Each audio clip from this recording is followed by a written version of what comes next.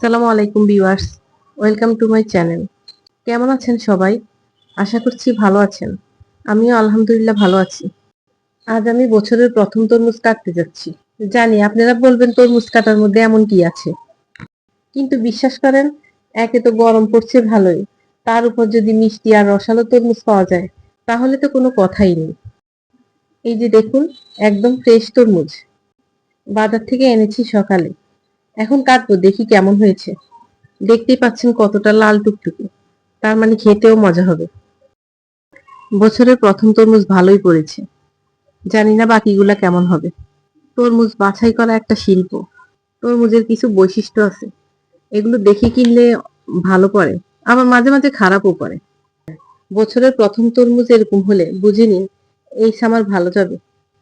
তরমুজ খাওয়ার পর যে ফ্রেশ লাগে না, এটা ঠিক সেই টাইপের।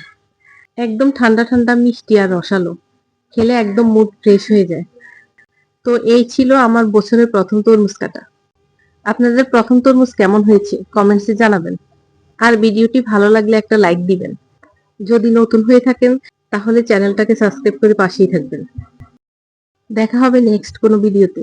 ততদিন পর্যন্ত আপনারা ভালো থাকবেন, সুস্থ থাকবেন, আর আমার জন্য দোয়া করবেন। আল্লাহ হাফেজ।